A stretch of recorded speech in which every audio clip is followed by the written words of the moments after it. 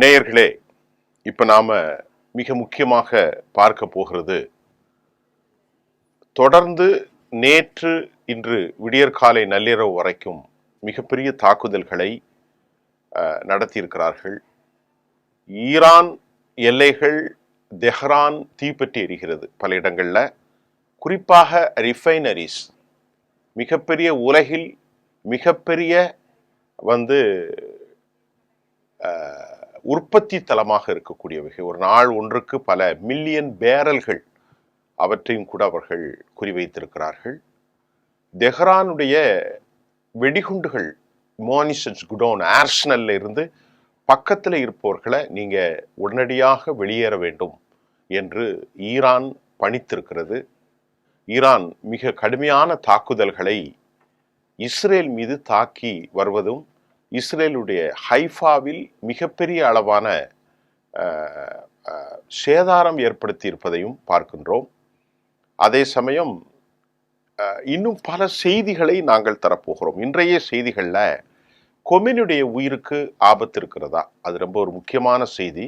அமெரிக்காவுடைய அதிபர் Donald Trump freaks out. அவருடைய பயம், அச்சத்திற்கான காரணம் வெளியாகி இருக்கிறது. அதை போன்று ஈரானுடைய வல்லமை மிக்க மிசைல்களுடைய தன்மைகள், இதெல்லாம் நாம் ஒரு சுட்டு பார்க்க வேண்டும்.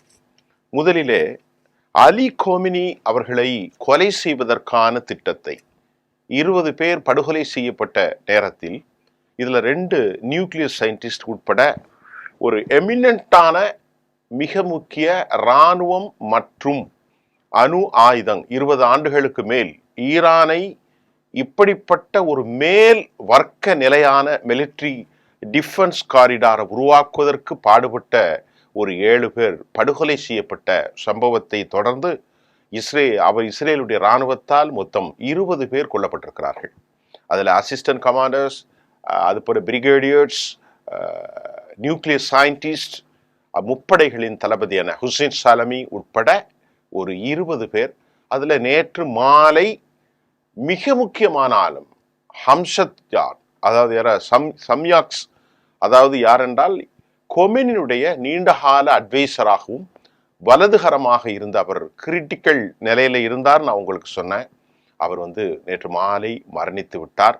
ஆக இதெல்லாம் சேர்த்து மரண விகிதங்கள் 20+ இருக்கிறது. அது மட்டுமல்லாமல் ஏராளமான பாதிப்புகள் தெஹ்ரானில் இருப்பதையும் நாம் மறுக்க முடியாது. அவர்கள் குறிவைத்து முதல் நாள் தாக்குதலில் 100க்கும் மேற்பட்ட 200 ஃபிளைட் என்று சொல்லப்படுகிறது. அவற்றில் ஒரு அநேகமாக ஏராளமான விமானங்களை அவர்கள் சுட்டு வீழ்த்தியிருப்பதாக வந்த செய்தியில அமெரிக்காவினுடைய F-35 சுட்டு வீழ்த்தப்படவில்லை என்பதை ஈரானுடைய டிஃபென்ஸ் அமைச்சர் தெளிவாக சொல்லியிருக்கிறார். அது ஒரு ஃபேக் லையிங் ஸ்டேட்மெண்ட், ஒரு தளத்திலிருந்து வெளியானது என்று. ஆனாலும் இன்று வரை சர்வதேசத்தை தாண்டி தமிழ் சேனல்கள் பலவற்றில் அமெரிக்காவினுடைய F-35 சுட்டு வீழ்த்தப்பட்டதாக அவர்கள் பொய் சொல்கிறார்கள் என்று நான் சொல்லவில்லை. அதை அப்படியே சொல்லிக் கொண்டிருக்கிறார்கள். மறுபடியும் சொல்லுகிறேன், அமெரிக்காவினுடைய F-35 சுட்டு வீழ்த்தப்படவில்லை. இதுதான் உண்மை.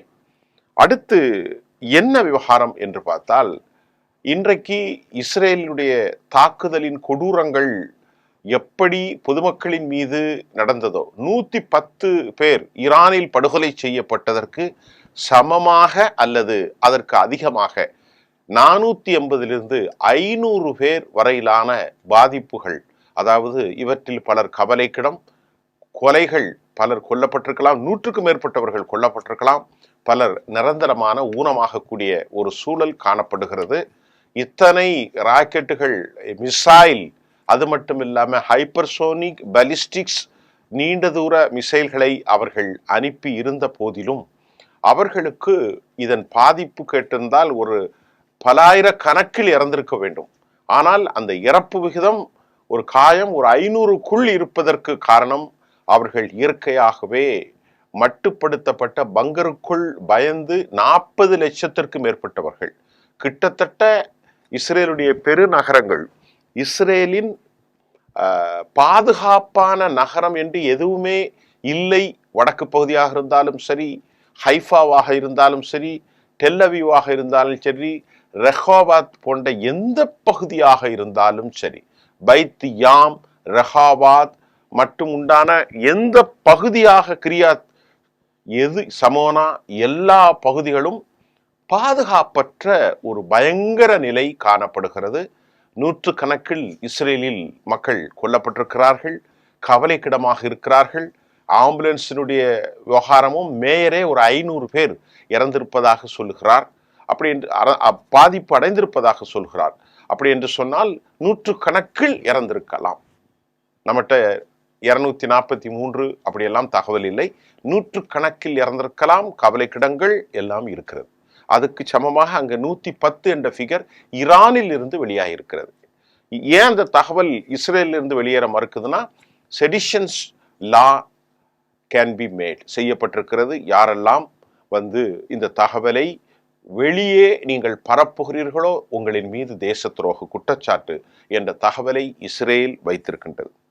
குறிப்பாக நாம் இப்போது பேசும்போது அலி கொமெனியுடைய உயிருக்கு ஆபத்தா, அதாவது சுப்ரீம் தலைவர் கொமெனி அவர்களின் பாதுகாப்பு குறித்து அவர் தெஹ்ரானில் இருந்து ரஷ்யா ரகசியமாக செல்வதற்கான திட்டம் வடிவமைக்கப்பட்டிருப்பதாகவும் செய்திகள் வந்திருக்கிறது. ஈரானுடைய இன்டெலிஜென்ஸ் ரஷ்ய அதிபர் புட்டினோடு பேசி இந்த விவகாரத்தை அவர்கள் முடிவு செய்திருப்பதாகவும் சொல்லப்படுகிறது. நிச்சயமாக அலி அக்சர் ஹிஜாஜ் சுப்ரீம் லீடருடைய டெபுட்டி சீஃப் வலதுகரம் இந்த தகவலை தெரிவித்திருக்கிறார். நல்லா கவனிச்சு கொள்ளுங்க. அதாவது அலி அஸ்ஹர் ஹிஜாஜி, அதாவது சுப்ரீம் லீடருடைய வலதுகரமாக இருக்கக்கூடிய டெபுட்டி சீஃப் கொமெனியுடைய உயிருக்கு ஆபத்து இருப்பதால் அவர் அங்கிருந்து இடமாற்றம் செய்யப்பட்டு ரஷ்யாவுக்கு செல்லலாம் என்ற தகவல்கள் வெளியாகி இருக்கிறது. சுப்ரீம் லீடர் மட்டுமல்லாமல் அவரது குடும்ப உறுப்பினர்கள் பாதுகாப்பு கருதி ஈரானிலிருந்து வெளியேறுவதற்கான வாய்ப்புகள் அதிகரித்திருப்பதாகவும் கூட மிக மிக மிக ஆதாரமான செய்தியின் மூலம் நாம் உங்களுக்கு தெரிவித்துக் கொள்கிறோம். மாஸ்கோ இதற்கான நடவடிக்கைகளை முன்னெடுத்து வருவதையும் அந்த பாதுகாப்பு கொரிடார் ஹப் எல்லாவற்றையும் அவர்கள் உறுதியாக நிலைப்படுத்தி வருவதையும், இன்னும் இது சம்பந்தமாக முடிவு ஆகவில்லை என்றும் மிக ரகசிய தளத்தில் அடியாளத்தில் சுப்ரீம் லீடர் இருப்பதாகவும் கூட தகவல்கள் வந்திருக்கிறது. இந்த தகவலை நிச்சயமாக வால் ஸ்ட்ரீட் ஜேர்னல் என்ன சொல்லுகிறதா, not of limited for Israel, இஸ்ரேலுக்கு எந்த ஒரு வரம்பும் இல்லை, யாரையும் அவர்கள் எந்த நிலையிலும் எதுவும் செய்ய முடியும் என்று அமெரிக்காவினுடைய வால் ஸ்ட்ரீட் ஜேர்னலுடைய கருத்தை தாண்டி சேனல் 12 இஸ்ரேலிலிருந்து வெளியாகும் அவர்கள் என்ன சொல்கிறார்கள், Israel is not ruling out the possibilities of eliminating Ali Khamenei. அப்படியெல்லாம் அந்த சாத்தியங்கள் இல்லை என்று சொல்லிவிட முடியாது என்பதையும் சேனல் 12 ரொம்ப உறுதியாக சொல்கிறது. அப்படி என்றால் கொமெனி அநேகமாக அவர் இங்கிருந்து நாடு கடத்தப்படுவார், பாதுகாப்பு இடம் தேடி அநேகமாக புட்டினுடைய ஆலோசனையின்படி ரஷ்யாவில் அவர் தங்க வைப்பார். புட்டினுக்கும் அவருக்கான உறவுகள் மிக இறுக்கமானது. இந்த சூழல் காணப்படுகின்றது. மிக முக்கியமாக அமெரிக்காவினுடைய டொனால்ட் ட்ரம்ப் என்ன சொல்கிறார் என்று சொன்னால், ட்ரம்ப் ஃப்ரீக்ஸ் அவுட், பயத்தில் அச்சத்தில் காணப்படுகிறார்.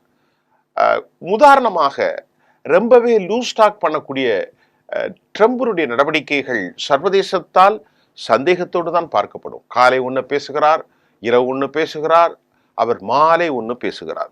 இந்த 110 பேர் டெஹ்ரானில் கொல்லப்பட்டதும் தொடர் தாக்குதலும் ஈரான் முழுவதுமாக இஸ்ரேலில் பல குடும்பங்கள், பல நிலைகள், பதட்டமும் 2 தேசங்களிலும் இருக்கிறது.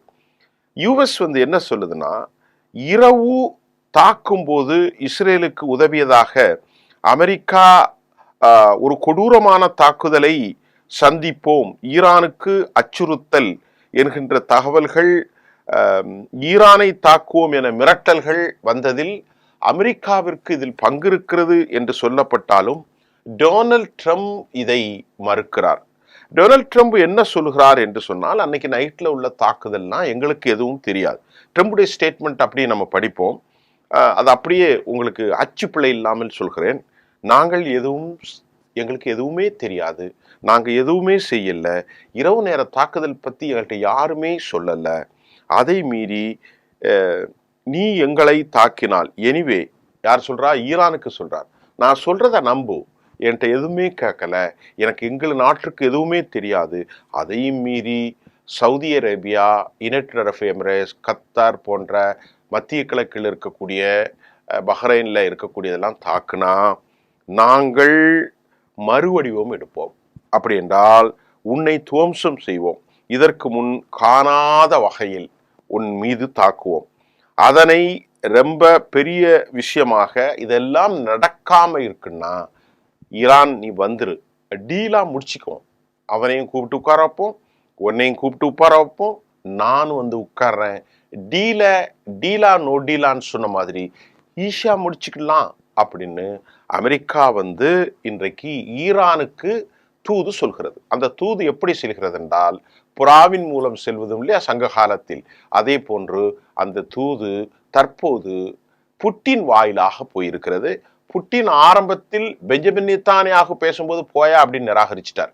ஏன்னா நித்தானியாகு உக்ரைனுக்கு ஏராளமான உதவிகளை செய்ததை நான் ஒரு 6 நாட்களுக்கு முன்பு சொல்லியிருந்தேன்.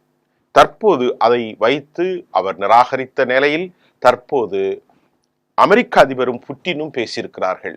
எப்படியாவது வந்து சமாதானம் பண்ணப்பா என்று திரு ட்ரம்ப் அவர்கள் புட்டின் அவர்களிடத்திலே சொல்லியிருக்கிற கருத்தையும் நாம் பார்க்கிறோம். இப்ப என்ன சொல்றாருன்னா, இப்ப வா மறுபடி நாம உட்கார்ந்து பேசலாம், பேசி ஒரு சமாதானத்தை நிலைநிறுத்தலாம் என்று சொல்கிறார். இப்படி பண்ணினால் இரத்த சடுதிகளை, இரத்த வீழ்ச்சியை, இரத்த கசிவை, இரத்தம் இந்த தரையில் வீழ்வதை, பிளட் ஷேட் ஆகிறத முழுமையாக தடுத்துடலாம். இதற்கு ஒரே வழி அமர்ந்து பேசுவது என்று தற்போது அமெரிக்க அதிபர் ஃப்ரீக்ஸ் அவுட். அச்சத்தால், பதற்றத்தால், ஆன்சைட்டியால், ஒரு அப்ரிஹென்ஷன்ஸ் அமைந்த சொசைட்டி, அவர்களுக்குள் ஏற்பட்ட பெரும் கலக்கம், பேனிக்கின் மூலம் அமெரிக்கா பேச்சுவார்த்தைக்கு அழைக்கிறது. அதனை அடுத்து ட்ரம்ப் வந்து மறுபடியும் என்ன சொல்றான்னா, ரொம்ப ஈஸியாக இந்த டீலை நாம முடிச்சிடலாம் அப்படின்னு சொல்லிட்டு மீண்டும் நாங்கள் ஈரானோடு பேச ஒரு டிப்ளமேசி, அதாவது ராஜ்ய ரீதியான பேச்சுவார்த்தை பணிகளை முன்னெடுக்க காத்திருக்கிறோம். இனி வரும் நாட்களில் இது நடக்கலாம் என அவர் கோடிட்டு காட்டியதையும் நான் உங்களுக்கு சொல்கிறேன். இதனை தாண்டி இப்பொழுது நாம் மிக முக்கியமாக பார்க்க போது இந்த தாக்குதலில் மிக முக்கியமாக தமர், பைத்தியாம், ரெஹாவாத், இந்த 3 பிளேஸும் எங்க இருக்குன்னு உங்களுக்கு கேள்வி வரும். இது எங்க இருக்குன்னா டெல் அவீவ்ல அடர்த்தியான டென்ட் பாப்புலேஷன், மக்கள் வாழும் பகுதிகள் தான் இந்த இராணுவ உற்பத்தி தலங்களை வைத்திருக்கிறார்கள். ஒன்று தமர், இரண்டாவது பைத்தியாம், மூன்றாவது ரெஹாவத். இது தாண்டி இந்த 3மே அடித்து சிதறப்பட்டிருக்கிறது. இந்த 3ஐ தவிர தலைமை அகம், காரியாலயம், ஹெட் ஆஃப் தி டிபார்ட்மெண்ட் மாதிரி military corridor head hub del அவீவ்ல மத்திய பகுதியில் இருக்கு. அதுல 100 பேர் 10 மாடி கட்டடத்தில் பலர் இறந்திருக்கலாம், தீப்பற்றி இருக்கலாம், அது முழுமையாக சரிந்திருக்கிறது. தமரும் பைத்தியாமும் ரெஹாவத்தும் தாக்கப்பட்டிருக்கிறது. இது அங்களுடைய மேனுஃபேக்சரிங் யூனிட். இவற்றில் மூலமாக 100 மிசைல்களை இந்த பகுதியில் தான் தாக்கியிருக்கிறார்கள் என்ற தகவலும் நமக்கு கிடைத்திருக்கிறது. இப்ப ரொம்ப முக்கியமாக அடுத்து பெஞ்சமின் நித்தானியாகு தாண்டி வால் ஸ்ட்ரீட் ஜேர்னல் கொமினி அவர்களுடைய படுகொலை குறித்து, அதற்கான சாத்தியக்கூறுகளை குறித்து, இவர்கள் என்ன திட்டமிடுவார்கள் என்பதை குறித்தும் சொல்லப்பட்டிருக்கிறது. கொமினி அவர்கள் எந்த நேரத்திலும் கொல்லப்பட்டு விடக்கூடாது என்பதில் ரஷ்யா கவனமாக இருக்கிறது. சேனல் 12 இஸ்ரேலுக்கு ரூலிங் அவுட் த பாசிபிலிட்டி, அதெல்லாம் இல்லைன்னு சொல்ல முடியாது அப்படின்னு சொல்லிட்டு அவன் ஒரு ஸ்டேட்மெண்ட்டை கொடுத்திருக்கிறான். பெஞ்சமின் என்ன சொல்லியிருக்கார், இந்த அமெரிக்காவினுடைய வந்த இந்த தகவலை பெஞ்சமின் நித்தானியாகு மறுத்திருக்கிறார். அவர் ரெஃப்யூஸ் பண்ணிட்டார். அப்படியெல்லாம் இல்லை போது என்று சொல்லி. அவன் இல்லைன்னு சொன்னா இருக்குன்னு அர்த்தம், இருக்குன்னு சொன்னா இல்லைன்னு சொன்னோம். ஏன்னா அமெரிக்கா பேச்சுவார்த்தை நடத்தி கொண்டு 40 நிமிடம் பெஞ்சமின் இடத்திலே பேசினேன். நீ ஈரானை தாக்காதே தாக்காதே என்று நான் சொல்லியிருக்கிறேன் என்று சொல்லி கொண்டு இருக்கிற இரவு வேளையிலே அமெரிக்காவின் ஒப்புதலோடு தான் இஸ்ரேல் தாக்கியிருக்க முடியும். ஏனென்று சொன்னால் இன்றைக்கு அவர் அச்சத்தில் பேச்சுவார்த்தை கூப்பிட்டாலும் ஈரான் எழுந்து முடியாது என்று முதல் நாள் தாக்குதலில் அவர்கள் கைசேதப்பட்டு நிற்கின்ற நேரத்தில் அமெரிக்கா கைகொட்டி சிரித்தது. ஆஹா, வெல்டன், நல்ல வேலையை செய்து முடித்திருக்கிறீர்கள் என பெஞ்சமினை பாராட்டினார்கள். அடுத்து உடனடியாக ஒரு 8 மணி நேரத்தில் அவர்கள் தங்களை நிலைப்படுத்தி கொண்டிருக்கிறார்கள்.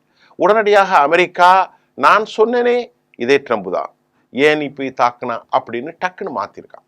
இது நம்ம ஊரு லோக்கல் அரசியல்வாதிகளை போன்று அமெரிக்க அதிபர் அவர்கள் பேசுவது சரியில்லை என்றுதான் சர்வதேசம் சொல்கிறது. இப்பொழுது திரு ட்ரம்ப் அவர்கள் என்ன சொல்கிறார்? நீங்கள் வாருங்கள், டிப்ளமேசியை பார்ப்போம், பேச்சுவார்த்தை நடத்துவோம் என்று சொல்கிறார். ஏனென்று சொன்னால் இந்த Benjamin Netanyahu every side and every target of the கொமெனியுடைய ரீஜன், மிக விரைவில் எங்களுடைய ஏர்கிராஃப்ட் எல்லா விஷயங்களையும் நாங்கள் மறுபடி தாக்குவோம். எங்களுடைய பைலட் தெஹ்ரானுடைய ஒரு நூக்கல் கார் என்று சொல்லக்கூடிய ஒரு பகுதிகளை கூட நாங்கள் விட மாட்டோம், அடிச்சு துவம்சம் செய்வோம் என பெஞ்சமின் நெத்தன்யாஹூ சொல்லியிருக்கிறார். பல இடங்களில் தாக்குதல், ஈரானுடைய defence missiles nuclear weapons project மிக கடுமையாக இங்கே தாக்கி கொண்டிருக்கிறார்கள். இதுல யார் பலம் யார் பலவீனம் என்ற கேள்வி உங்களுக்கு எழும்பல்லவா?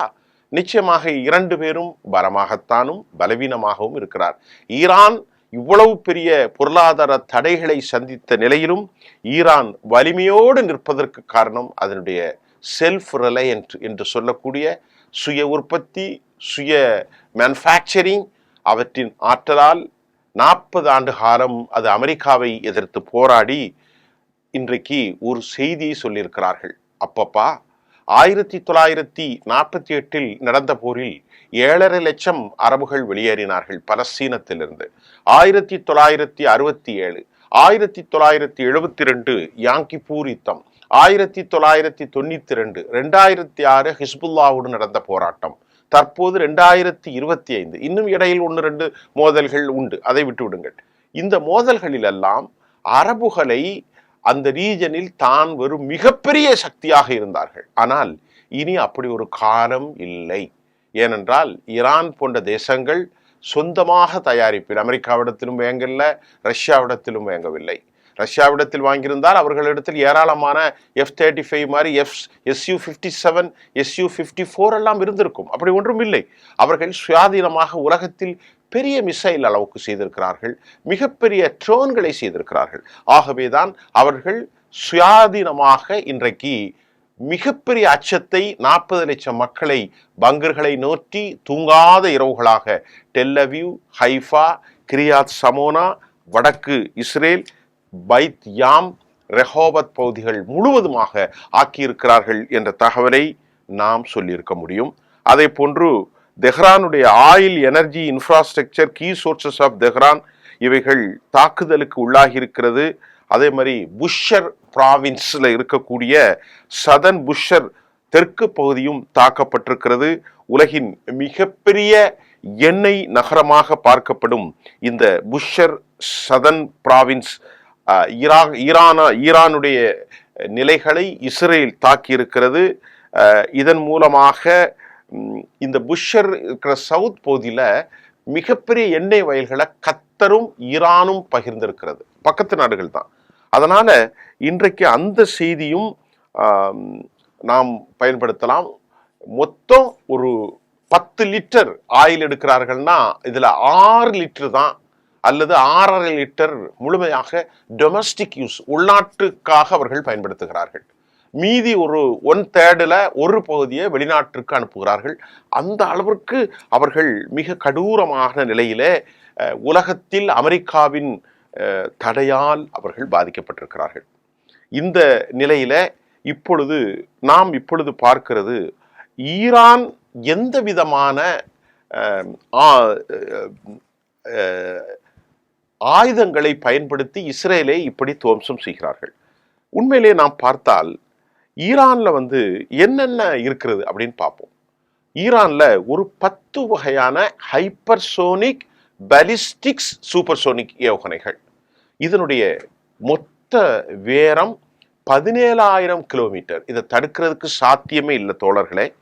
ஒன்று, முதலில் அவர்களிடத்தில் இருப்பது ஹஜ் காசிம், சுலைமான் கசீம் 2020 இறந்தார, மிகப்பெரிய அறிவுஜீவி. அவருடைய பேரில் தான் நேற்று தாக்கியதில் பெரும் சேதாரத்தை ஏற்படுத்தியது. ரெண்டாவது அதுல பார்க்கும்போது கதர், இதுவும் ரொம்ப மோசமானது. மூன்றாவது பார்க்கிறது இமாத், நான்காவது கெம்பெஹிர், ஐந்தாவது கெய்ஃபர் ஷேகான் மிசைல், ஆறாவது பெலிஸ்டிக்ஸ் என்னதுன்னா கதரை நான் சொல்லிட்டேன். இப்படி ஷஹாப் 3, கதர், இப்படி 9 வகையான மிசைல்களை அவர்கள் பயன்படுத்தி இருக்கிறாங்க. நான் ஒன்று சொன்னா உங்களுக்கு நேரம் ஆகும். சுருக்கமாக இந்த இமாத் 1750 கிலோமீட்டர் வேகத்திலும், அதனுடைய ரேஞ்ச் 1750 கிலோ டன் நெஜி மற்றும் 1760 கிலோமீட்டர் தொலைவுக்கு தாக்கக்கூடியது இது.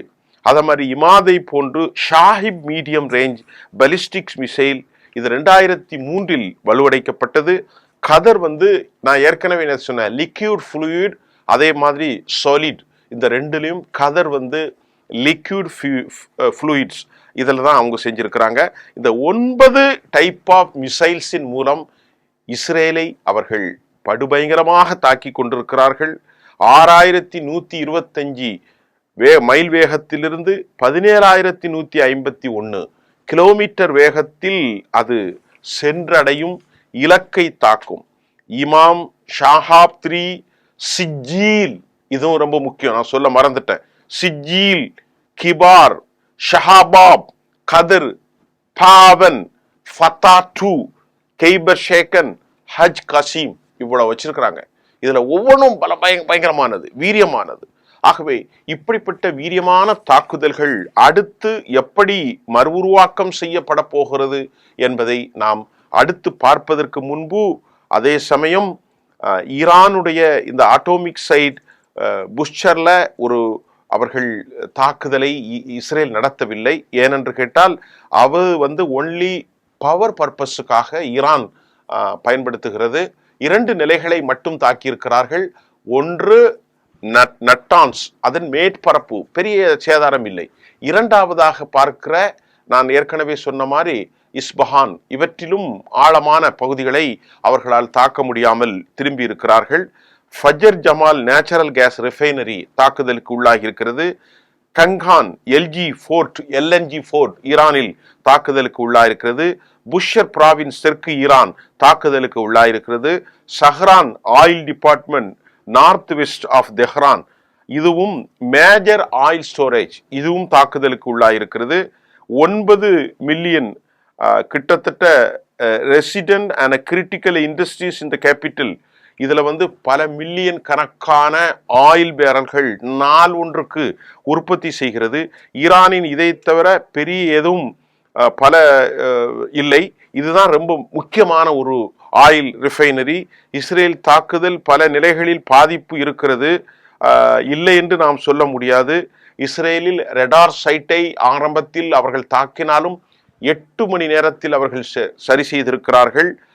நார்த் சவுத் மிசைல், இது ரைசிங் லயன் என்ற பெயரில் ஈரானுக்கு பெரும் சேதாரம். ஈரானுக்கு மட்டுமல்ல, இஸ்ரேலில் வரலாற்று காணாத சேதாரம். இஸ்ரேல் தன் வாழ்நாளில் 70 ஆண்டு கால 1948க்கு பின்பு இப்படி ஒரு அழிவை அவர்கள் சந்தித்தது இல்லை என சொல்லப்படுகின்றது.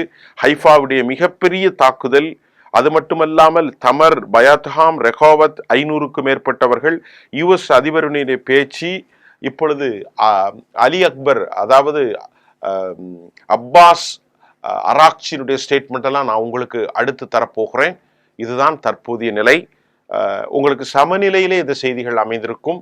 ஈரானின் தாக்குதல் என்ன, அழிவுகள் என்ன, அதே போன்று இஸ்ரேலுடைய அழிவுகள் என்ன, இஸ்ரேலுடைய தாக்குதல்கள் வீரியம் என்ன, பெஞ்சமின் நெத்தன்யாஹுடைய ஸ்டேட்மெண்ட், அதே போன்று கொமினியுடைய பாதுகாப்பு கருதி ரஷ்யாவுக்கு செல்லதாக கொமினினுடைய அவருடைய வலதுகரமாக நாம் பார்க்கக்கூடிய அல் அஸ்ஹர் ஹிஜாஜி டெபுட்டி சீஃப் அவர் சொல்லியிருக்கிறார், அநேகமாக ரஷ்யாவுக்கு அவர் செல்லலாம். இப்படி பல்வேறு டொனால்ட் ட்ரம்பினுடைய மறுபடியாக அழைப்பு, பேச்சுவார்த்தை, ஈரானுடைய மிசைல் தன்மைகள் அனைவரையும் சொல்லியிருக்கிறேன். மீண்டும் இன்று நான் உங்களுக்கு பல செய்திகளை தர காத்திருக்கிறேன். நன்றி.